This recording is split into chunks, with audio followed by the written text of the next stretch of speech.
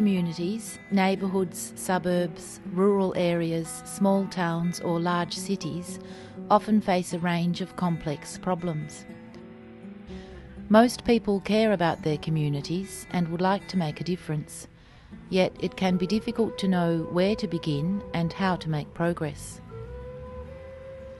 This is where the Dialogue to Change program is of benefit to all, because it's designed to help all kinds of people work through issues together and solve problems in a more productive and cooperative way.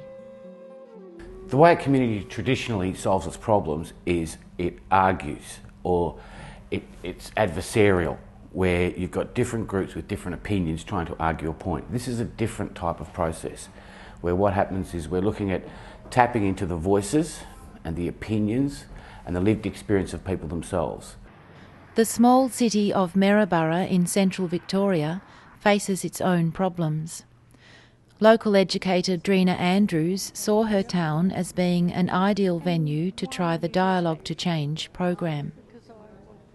It started when I went and saw Mark deliver a session at an ASCN conference where he talked about study circles, and I realised that I was living in a community that I believed was ready for that type of process.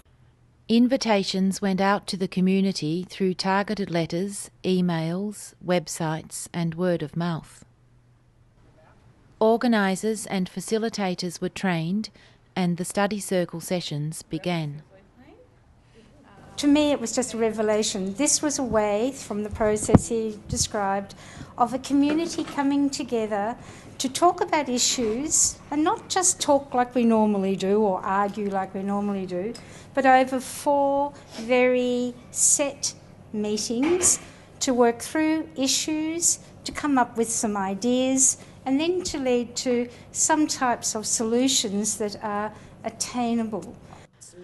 With the facilitator and discussion guide, the groups talked about pride and participation in their community. And they keep an eye on us, check up to see if we're all right. And that's the good thing about when you're close to some of your neighbours, we look out for each other. And I thought that was really great because I did go through They also discussed the changes in job opportunities. So there's no real apprenticeships here anymore. Maybe 1 or 2 get apprenticeships up at Borough.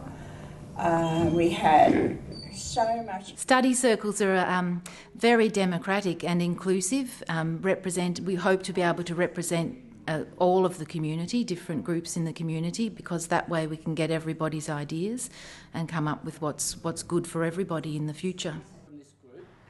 After the 4 weekly sessions, action ideas were presented to the combined groups as well as other members of the community. The ideas were rated according to a selection process. You can put a tick on all 3 if you want, if you're going to commit to all 3.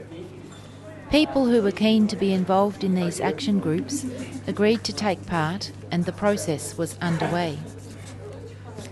A great outcome, but another impressive part of the process was the effect on the participants themselves. People who were there are saying that they now have the confidence to ask the questions. They've learnt some communication skills. They know they have the right to ask as a resident and as a citizen, and they know they've got a group behind them who will support them in that, and they can go back to and get some strategies if they need it. So people who might have just accepted what the local authority would tell them, now they've got more questions to ask and they're thinking it through themselves and coming up with positive ideas. Another outcome was the strengthening of relationships between the people in the study circle sessions. It's fostered good relationships within the town, and not just within our group, but because we've all been meeting together with the meetings like last night. We've got to know more people yet again, so it's increased our circle even more. I think it's a very easy process to show us that we can do something, and I loved every part of it, and you know, it's just, and also just the fact that you meet nice people as well. It was a bonus. The people involved also realised they have a voice that can be heard. It empowers people and it allows people to become involved, have leadership roles and be the agents of change in their own community, truly exercising their democratic abilities and rights. a thing that happened last night was where Ruth, when she was up speaking about they chose to sort of look at the issues around employment and learning, and I'm not sure who else noticed, but one thing that Ruth said was, oh, well, when I was down at Centrelink today finding out the exact unemployment rate, and I thought, well, there's someone that's actually gone away and taken upon themselves to find out the facts, whereas once upon a time people would just say, oh, you know, there's really high unemployment in Maryborough, but she's actually made the effort to go to Centrelink and have that conversation to find out the facts for herself, which I thought was amazing.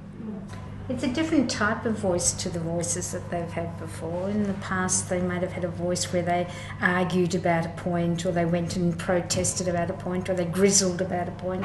This one, I think people have come away with I can do something, but I have to do something. I can't leave it to other people. I can't just grizzle, because I know now that there is an ability for me to do stuff. I've found I've really been putting myself out there, and I've been getting a really good response from the public, from everywhere I have been, and I've found that we've got a lot of support for our particular idea that we have, and I've really enjoyed it, and I really hope it keeps going. Thank you so much, Cass. That was pretty special. People say that there's a divide between left and right. You're on the right side of the tracks or the wrong side of the tracks, and how do we bring a town together? Because there's such resources across the town, but in some segments of town, some people are suffering severe disadvantage. People who are on low incomes, live in public housing, feel quite stigmatised. So it just strikes me that we've seen it happening during this process, that people from both sides of town have come together into groups and talked about what affects them all in Maryborough.